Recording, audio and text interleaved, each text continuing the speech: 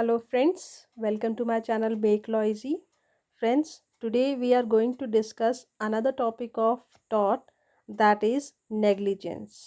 तो negligence के बारे में जो आज हम पढ़ने वाले हैं, हम सबसे पहले जानेंगे कि negligence जो है उसकी डेफिनेशन क्या होती है. देन वी विल डिस्कस कि आपका जो negligence होता है उसकी असेंशियल कंडीशंस क्या होती हैं. नेग्लिजेंस जो है उसकी असेंशियल कंडीशंस क्या क्या होती हैं.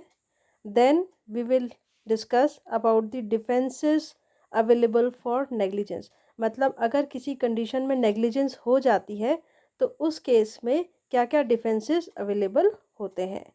तो चलिए हम डिस्कस कर लेते हैं और हम स्टार्ट करेंगे डेफिनेशन से. तो जो डेफिनेशन है वो आपकी बहुत फेमस डेफिनेशन है नेग्लिजेंस से related, that is according to Winfield. तो जो वेनफील्ड थे उनके हिसाब से नेग्लिजेंस का मतलब क्या होता है टॉर्ट में, उसे देख लेते हैं. Negligence as a tort, negligence as a tort is the breach of a legal duty to take care. यहाँ मैं आपको समझा देती हूँ कि जो नेग्लिजेंस है, अगर हम टॉर्ट में, लॉ ऑफ टॉर्ट में अगर हम नेग्लिजेंस की बात करते हैं तो उसका मतलब होता है breach of a legal duty to take care. मतलब जो आपकी किसी भी पर्सन की कुछ लीगल ड्यूटीज़ होती हैं कि किसी बातों को ध्यान रखने का या किसी भी चीज़ में टेक केयर करने की जो लीगल ड्यूटी है, जब उसका ब्रीच होता है, ओके, जब उसका ब्रीच होता है और इस ब्रीच की वजह से, ब्रीच मतलब उसका उल्लंघन हो रहा है और उसकी वजह से डैमेज कॉज होता है, मतलब किसी को नुकसान होता है, तो उसको हम कहेंगे नेग्लिजेंस. तो सिंपल अर्थों में क्या है, नेग्लिजेंस बेसिकली क्या होता है, जब कोई पर्सन अपनी लीगल ड्यूटी, जो किसी चीज़ मतलब कहीं सावधानी बरतने की है या किसी बात का ध्यान रखने की जो लीगल ड्यूटी है उसकी टेक केयर नहीं करता है, तो उस केस में किसी को अगर नुकसान होता है, जैसे कि किसी को, किसको नुकसान होएगा, प्लेंटिफ को. प्लेंटिफ हम किसे कहते हैं, जिसको कुछ एक्ट होने की वजह से कोई हार्म हुआ है. ठीक है, अब ये हार्म जो है किसी भी तरीके का हो सकता है, चाहे वो फिज़िकल है चाहे मेंटल है, ठीक है ना, किसी भी, चाहे फाइनेंशियल है, किसी भी तरीके का हार्म हो सकता है. अगर किसी को हार्म हुआ है तो वो आपका डैमेज में कॉज करेगा. ठीक है, तो नेग्लिजेंस क्या होता है, breach of legal duty to take care which results in damages. Okay, अब हम बात करते हैं कि असेंशियल्स क्या क्या होते हैं आपके नेग्लिजेंस के. तो जो नेग्लिजेंस है उसके लिए कुछ एसेंशियल कंडीशंस होती हैं, जिस जब ये सारी कंडीशंस आपकी फुलफ़िल होंगी ना, तभी हम कहेंगे कि हाँ, ये आपका नेग्लिजेंस वाला कॉन्सेप्ट यहाँ पर अप्लाई हो सकता है. और तभी किसी पर्सन को उससे रिलेटेड जो भी पनिशमेंट है या जो भी कंपनसेशन वगैरह है वो उसको अप्लाई होगी उसके ऊपर. तो हम बात करते हैं सबसे पहले कि एसेंशियल्स ऑफ नेग्लिजेंस क्या है. तो यहाँ पर मैंने 4 मेन पॉइंट्स लिखे हैं जो कि आपका नेग्लिजेंस जो है उसकी एसेंशियल कंडीशंस होती हैं. सबसे पहली कंडीशन क्या होती है, सबसे पहली कंडीशन होती है कि आपका legal duty to take care. मतलब कोई भी जो पर्सन है उसकी लीगल ड्यूटी होनी चाहिए किसी भी चीज़ का, किसी भी चीज़ की टेक केयर करने के लिए, मतलब किसी भी बातों को ध्यान रखने के लिए या कोई भी एक्ट करने की उसकी कोई लीगल ड्यूटी होनी चाहिए. दूसरा जो एसेंशियल पॉइंट है वो है आपका duty must be towards the plaintiff.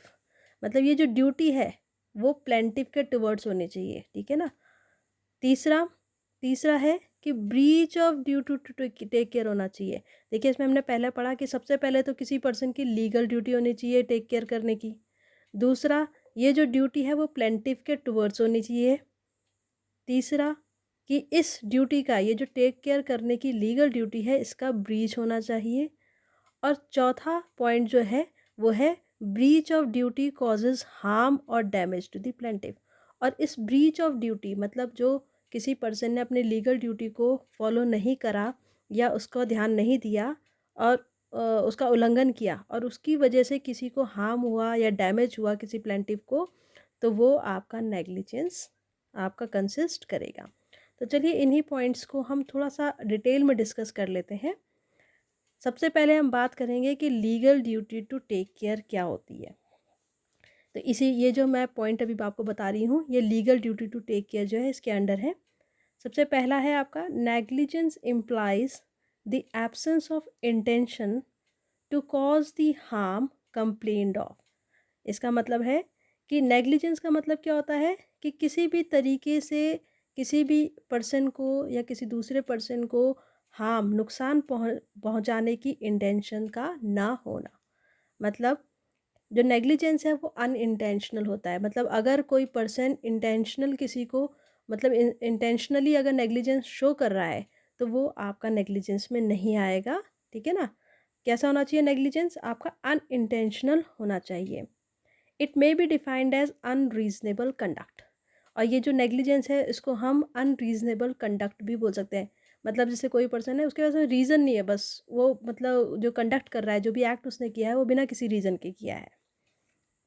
Next point under this topic is it is carelessness in a matter in which carefulness is made obligatory by law. इसका मतलब है कि अगर ये क्या होता है आपका नेग्लिजेंस बेसिकली क्या होता है कि जिन मैटर्स में मतलब जो भी आपके मसले हैं, जो भी मुद्दे हैं, उनमें केयरफुलनेस ओब्लिगेटरी की गई है लॉ के द्वारा। मतलब वो हमें फॉलो करना ज़रूरी है। लॉ ने उसे हमारे लिए ज़रूरी बनाया है कि भाई आपको इन मैटर्स में केयरफुल रहना ज़रूरी है। और हम उन मैटर्स में क्या हो जाते हैं, केयरलेस हो जाते हैं या केयरलेसनेस शो करते हैं, तो ये आपका नेग्लिजेंस होगा। One is guilty of negligence where one does not desire the consequences nor acts to produce them, but is careless whether they happen or not. तो किसी भी पर्सन को हम नेग्लिजेंस के लिए गिल्टी कब कहेंगे कि उसकी कोई डिज़ायर नहीं है, उसकी कोई इच्छा नहीं है कि जो भी उसका एक्ट है उसके क्या कंसिक्वेंसेस हो रहे हैं, अच्छे हो रहे हैं या बुरे हो रहे हैं, वो उन कंसिक्वेंसेस के प्रति क्या है, लापरवाह है, केयरलेस है। A negligent person is one who does not sufficiently desire to avoid consequences. Negligent person क्या है कि जिसने कोई भी sufficient efforts नहीं करे जो उसका act है उसके जो भी consequences हो रहे हैं उनको avoid करने के लिए। Fine?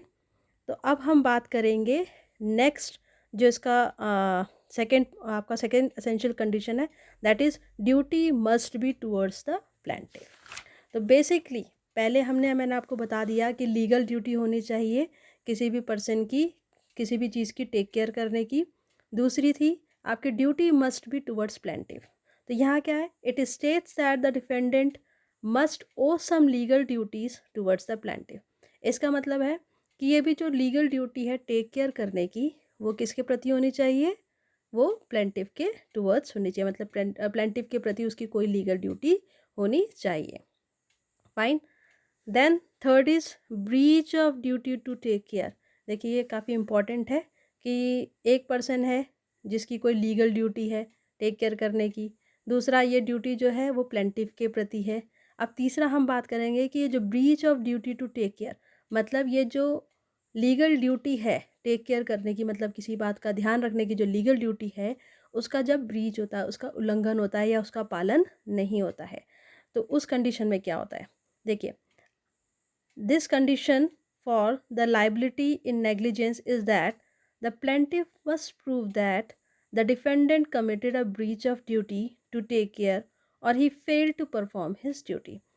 इस कंडीशन में क्या है आपका कि जो प्लेंटिफ है ना, उसको क्या प्रूव करना पड़ेगा कि जो डिफेंडेंट है, देखिए प्लेंटिफ होता है सफरर, मतलब जिसको कोई नुकसान हुआ है, ठीक है ना। और डिफेंडेंट कौन है, जिसके प्रति प्लेंटिफ ने आपका कंप्लेंट की है भाई, ठीक है ना, जिसको अपने पक्ष में बात रखनी है वो आपका डिफेंडेंट हो जाएगा, जिसको अपने आप को डिफेंड करना है। तो यहाँ पर क्या है कि आपका क्या होता है कि जो प्लेंटिफ है ना उसको ये प्रूफ करना पड़ेगा कि जो डिफेंडेंट है, डिफेंडेंट ने आपका ब्रीच ऑफ ड्यूटी कमिट किया है, मतलब उसने जो उसकी लीगल ड्यूटी थी उसका पालन नहीं किया है, उसको फॉलो नहीं किया है, ठीक है ना। और उसने क्या करा है उसका, बल्कि उसका उल्लंघन किया है। तो ये प्लेंटिफ को प्रूफ करना पड़ेगा। या फिर क्या बोल सकते हैं कि he failed to perform his duty, मतलब उसने कोशिश की बट वो अपनी ड्यूटी को परफॉर्म करने के लिए सफल नहीं हो पाया या असफल हो गया। तो इसका मैं आपको इसको एक एग्जांपल से समझाती हूँ। मान लीजिए कि आपका शहर के बीच में कोई स्टैचू है, बहुत पुराना स्टैचू है, ठीक है ना, और वो किसी कारण से एक दिन गिर जाता है। फाइन, उसकी जो अब वो जो स्टैचू था वो गिर गया, जिसकी वजह से क्या हो गया कि दो लोगों की डेथ हो गई, है ना। अब इस कंडीशन में क्या है कि किसकी लीगल ड्यूटी बनती थी उस स्टैचू को टेक केयर करने की? ये आपकी बनती थी म्यूनिसिपल कॉरपोरेशन, उस जगह के जो म्यूनिसिपल कॉरपोरेशन होगा उसकी ड्यूटी होती है कि वो स्टेट प्रॉपर्टी का ध्यान रखे। अब यहाँ पर क्या हुआ कि ये जो लाइबिलिटी मतलब यहाँ डिफेंडेंट कौन बन जाएगा? म्यूनिसिपल कॉरपोरेशन, क्योंकि जो उसकी लीगल ड्यूटी थी उसने उसको परफॉर्म नहीं करा या परफॉर्म करने के लिए में असफल हो गया। तो यहाँ पर वो जो म्यूनिसिपल कॉरपोरेशन है will be liable for the tort of negligence, मतलब वहाँ यहाँ पर उसको हम लाइबल बना सकते हैं किस चीज़ के लिए? टॉर्ट ऑफ नेग्लिजेंस, मतलब उन्होंने नेग्लिजेंस शो करी है अपनी रिस्पॉन्सिबिलिटी अपनी लीगल ड्यूटीज़ के प्रति। तो ये हो गया आपका थर्ड पॉइंट कंप्लीट। अब फोर्थ क्या है आपका कि breach of duty causes harm और डैमेज टू द प्लेंटिफ। ये जो ब्रीच ऑफ ड्यूटी हुआ है मतलब जो लीगल ड्यूटी का पालन नहीं हुआ है, उसका उल्लंघन हुआ है, इसकी वजह से किसी पर्सन को, किसी भी प्लेंटिफ को क्या हुआ है? कुछ नुकसान हुआ है, हार्म हुआ है। अब देखिए ये जो हार्म हुआ है ये किस, मैंने आपको बताया ना, ये जो हार्म होता है या जो डैमेज होता है वो किसी भी तरीके का हो सकता है। ये फिजिकल डैमेज हो सकता है, ये मेंटल डैमेज हो सकता है, इकोनॉमिक लॉस हो सकता है, या किसी पर्सन की रेपुटेशन को हार्म हो सकता है, या हार्म टू प्रॉपर्टी, मतलब किसी पर्सन की प्रॉपर्टी या उसकी रेपुटेशन को हार्म भी आपका क्या कहलाएगा? कि डैमेज हुआ है प्लेंटिफ को। फाइन। अब जो नेक्स्ट पॉइंट है, that is defences for negligence. अभी तक हमने बात करी कि एसेंशियल कंडीशंस क्या क्या होती हैं। अब हम बात करेंगे कि डिफेंसेस क्या क्या अवेलेबल होते हैं इन केस ऑफ नेग्लिजेंस। मैंने रोक रखा है पाउस, ठीक बोला मैं? हाँ हाँ वही दादी को दे दो। लंबा हो जाता है ना वीडियो छोटे छोटे ठीक रहता है। मैंने जरा इसको भी एक बार करके पढ़ लेती हूँ। लेकिन उसने ना इंग्लिश में मिक्स कर दिया ना, इसीलिए ये सही नहीं आया, नहीं तो ये बेस्ट है। नहीं ना, तब से तो बोल रही थी ना। सारा ले लिया उसने? बहुत अच्छे से नहीं दिया ना, क्योंकि अच्छा मिक्स कर अच्छा, दिया ना हाँ तूने, हाँ हाँ, तो मैं इसलिए तो उसे वैसे समझ ही नहीं आया कई चीज़ें ना। हाँ। तो ये देख, जैसे ये है इसमें देख, देख कोई कोई तो है काफ़ी इम्पोर्टेंट है। एक पर्सन है जिसकी कोई लीगल ड्यूटी है देखने।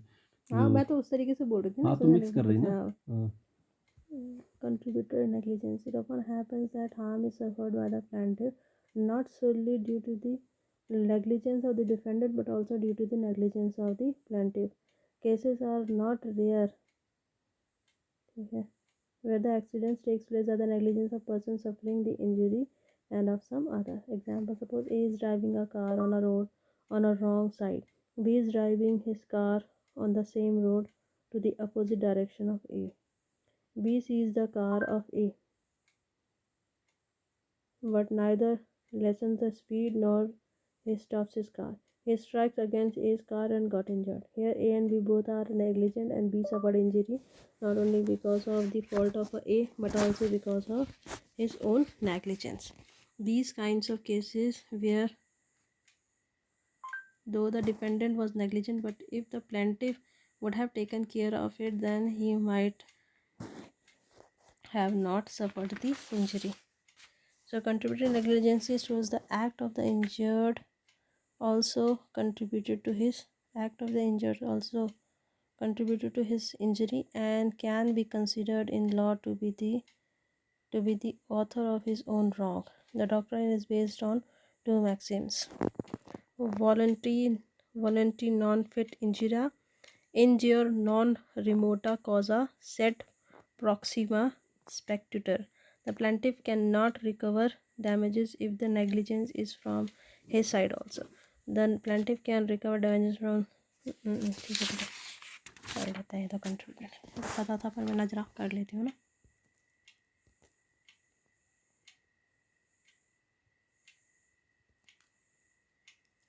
ओके तो अब हम बात करते हैं डिफेंसेस फॉर नेग्लिजेंस। तो इसमें सबसे पहली बात आती है कंट्रीब्यूटरी नेग्लिजेंस। किसकी बात आती है? Contributory negligence. देखो मैं सबसे पहले आपको ना कंट्रीब्यूटरी नेग्लिजेंस शॉर्ट में बता देती हूँ कि कंट्रीब्यूटरी नेग्लिजेंस क्या होता है। देखिए कंट्रीब्यूटरी नेग्लिजेंस मतलब नेग्लिजेंस डिफेंडेंट की साइड से तो है ही है, साथ ही साथ आपका प्लेंटिफ की साइड से भी कोई ना कोई नेग्लिजेंस शो किया गया है जिसकी वजह से उसको नुकसान हुआ है। ओके, दूसरा जो डिफेंस है that is act of God और vis major, and third defence is inevitable accidents. तो इनको हम एक एक करके डिस्कस कर लेते हैं। सबसे पहले हम डिस्कस करते हैं कंट्रीब्यूटरी नेग्लिजेंस को। तो कंट्रीब्यूटरी नेग्लिजेंस बेसिकली क्या है कि it often happens that harm is suffered by the plaintiff not solely due to the negligence of the defendant but also due to the negligence of the plaintiff। तो यहाँ पर कई बार हमने ऐसे cases भी देखे हैं कि जो प्लेंटिफ को नुकसान हुआ है वो सिर्फ और सिर्फ आपका डिफेंडेंट की मिस्टेक की वजह से नहीं, बल्कि उसकी खुद की जो उसने नेग्लिजेंस शो की है उसकी वजह से भी उसको नुकसान हो सकता है। तो इस केसेस में ऐसे बहुत सारे केसेस होते हैं जहाँ पर प्लेंटिफ की गलती, जहाँ पर आपका डिफेंडेंट की गलती तो होती है, साथ साथ में आपका प्लेंटिफ की भी गलती होती है। यहाँ हम कह सकते हैं कि जो प्लेंटिफ होता है वह, उसको जो इंजरी हुई है, जो भी डैमेज हुआ है, उसके लिए वो खुद भी रिस्पॉन्सिबल होता है। तो इसका मैं आपको एक एग्जाम्पल देती हूँ कि मान लीजिए ए है, ए आपका कहीं से कार ड्राइव करके आ रहा है, रॉन्ग साइड में ए अपनी गाड़ी चला रहा है। ओके, ए रॉन्ग साइड में गाड़ी चला रहा है, बी जो है वो भी आपका उसी सेम साइड में गाड़ी चला रहा है बट एक दूसरे के अपोजिट डायरेक्शन में। मतलब ए जिस डायरेक्शन में जा रहा है बी उसकी अपोजिट डायरेक्शन में जा रहा है। अब बी ने देख लिया कि ए जो है वो रॉन्ग साइड से आ रहा है या रॉन्ग साइड से आ रहा है। ओके, पर बी जो है उसने भी कोई केयर नहीं करी। उसने भी जब देख लिया कि भाई बी आपका जो ए है वो रॉन्ग साइड पे आ रहा है और उसकी वजह से कुछ नुकसान हो सकता है उनको, उसने ना तो अपनी गाड़ी की स्पीड को धीरे करा और ना ही उसने कोई टेक केयर करा। अब दोनों की टक्कर हो गई आपस में। अब दोनों की टक्कर हो गई तो इसकी वजह से क्या हुआ कि जो है दोनों को इंजरी हुई। तो यहाँ पर जो है वो बी ये क्लेम नहीं कर सकता है कि ए जो है वो रॉन्ग साइड से आ रहा था और इसकी वजह से एक्सीडेंट हुआ है। क्यों? क्योंकि यहाँ पर आपका बी की भी नेग्लिजेंस है। अगर बी अपनी स्पीड कम कर देता और थोड़ा सा केयरफुल हो जाता कि भाई ठीक है, अगर वो रॉन्ग साइड से आ रहा तो मैं खुद भी ध्यान से करूँ, ध्यान से चलूँ, अपनी स्पीड को कम कर दूँ ताकि कोई एक्सीडेंट अवॉइड हो सके। तो यहाँ पर क्या होगा कि जो बी होगा वो भी आपका नेग्लिजेंट होगा और यहाँ हम कह सकते हैं कि इस कंडीशन में उसको वो क्लेम नहीं कर सकता है, किसी भी तरीके का डैमेजेस को क्लेम नहीं कर सकता है, क्योंकि यहाँ पर कंट्रीब्यूटरी नेग्लिजेंस का केस आता है कि दोनों ही रिस्पॉन्सिबल हैं। अब प्लेंटिफ और डिफेंडेंट दोनों ही रिस्पॉन्सिबल होते हैं और प्लेंटिफ को जो इंजरी हुई है वो उसकी खुद की गलती से भी हुई है। ओके, तो हम कह सकते हैं कि contributory negligence shows that the act of the injured also contributed to his injury. मतलब जो इंजर्ड है, मतलब जिसको नुकसान हुआ है, प्लेंटिफ जिसे हम कह रहे हैं, जिसको इंजरी हुई है, उसको ये जो इंजरी हुई है वो उसकी अपनी गलती की वजह से भी हुई है and can be considered in law to be the author of his own wrong. अब ये जो डॉक्ट्राइन है आपका कंट्रीब्यूटरी नेग्लिजेंस का, जो डॉक्ट्राइन होता है, ये दो मैक्सिम्स पे बेस होता है। मैं सिर्फ यहाँ पर मैक्सिम्स के नाम बताती हूँ आपको। First is volenti not fit injuria and another is in jure non remota causa sed proxima spectatur. The plaintiff can not recover damages if the negligence is from his side also। तो ये एक तरीके से जो कंट्रीब्यूटरी नेग्लिजेंस है वो आपका जो डिफेंडेंट है उसको उसके लिए एक डिफेंस की तरह काम कर सकता है, क्योंकि यहाँ पर प्लेंटिफ जो है वो किसी भी तरीके का जो डैमेजेस है, ठीक है ना, कंपनसेशन, किसी भी तरीके का डैमेजेस या कंपनसेशन जो है वो रिकवर नहीं कर सकता है डिफेंडेंट से। The plaintiff can recover damages from defendant if he was not negligent and acting with due care। हाँ, अब बस एक इसमें कंडीशन क्या है कि प्लेंटिफ आपका जो डैमेजेस है उसको कब रिकवर कर सकता है, मतलब कब कंपनसेशन की को क्लेम कर सकता है डिफेंडेंट से, जब उसने पूरी तरीके से अपनी, मतलब अपनी तरीके से उसने अपनी ड्यूटी परफॉर्म करी प्रॉपर तरीके से और उसने ड्यू केयर, मतलब पूरी तरीके से केयरफुल था वो उसके बाद, और वो किसी भी तरीके से नेग्लिजेंट नहीं था, तो उस केस में वो डैमेजेस क्लेम कर सकता है। तो इसके लिए अगर मैं आपको एक और एग्जांपल बताती हूँ कि जैसे चलती हुई बस में अगर कोई व्यक्ति चढ़ने की कोशिश करता है और कुछ दुर्घटना हो जाती है तो यह दुर्घटना के लिए वो खुद रिस्पॉन्सिबल होगा, क्योंकि उसने बस रुकने का इंतज़ार नहीं किया। अब जो डिफेंसेस में सेकंड डिफेंस है that is act of God और विश मेजर। इसमें क्या है, इसके लिए मैं आपको एग्जांपल्स बताती हूँ। एक्ट ऑफ गॉड आपको बताइए, इसमें बहुत सिंपल है, इसमें कोई बहुत ज़्यादा कॉम्प्लिकेटेड नहीं है, इसको मैं एक अलग से वीडियो में चाहे पूरी तरीके से एक्सप्लेन कर दूंगी। एक्ट ऑफ गॉड में जैसे कि आपको बोलते हैं ना, जो बोलते नहीं है, जो प्रकृति के द्वारा जो हो रहे हैं, जैसे कि बहुत तेज़ तूफान आ गया है ना, कहीं बहुत ज़्यादा बारिश हो गई, ठीक है ना, और या एक्स्ट्रा ऑर्डिनरी हाई टाइड्स हैं, या अर्थक्वेक वगैरह आ गया, तो ये सारे आपके एक्ट ऑफ गॉड होते हैं। तो अगर इसकी वजह से अगर प्लेंटिव को कोई नुकसान होता है तो वो भी आपका एक मतलब वो आपका डिफेंसेस फॉर नेग्लिजेंस आपका काम करेगा। अब बात करते हैं इनएविटेबल एक्सीडेंट्स। इनएविटेबल एक्सीडेंट्स क्या होते हैं? ऐसे एक्सीडेंट्स जिनको हम अवॉइड नहीं कर सकते हैं। ओके, ऐसे एक्सीडेंट्स जिनको हम अवॉइड नहीं कर सकते हैं। Inevitable accidents also works as a defence of negligence. And inevitable accidents is that which could not possibly be prevented by the exercise of ordinary care, caution, and skills. It means accident physically unavoidable. तो inevitable accidents क्या होते हैं? ऐसे accidents जिनको चाहे कितने भी आप केयर कर लो, ठीक है ना, कितने भी कॉशंस ले लो, कितनी भी आपके अंदर स्किल्स हैं, पर आप उसको अवॉइड नहीं कर सकते, तो वो भी आपका एक डिफेंस हो सकता है नेग्लिजेंस के लिए। तो फ्रेंड्स, यहाँ जो नेग्लिजेंस का टॉपिक है टॉट से रिलेटेड, वो हमारा कंप्लीट हो गया है। उम्मीद है आपको ये टॉपिक समझ में आया हो। नेक्स्ट जो टॉपिक है उसमें हम एक मैक्सिम को डिस्कस करेंगे, दैट इज़ रेस इप्सा लॉकिटर। तो आप देखिएगा उसको भी और इसको भी पूरा कंप्लीट देखिएगा। Thank you very much for watching.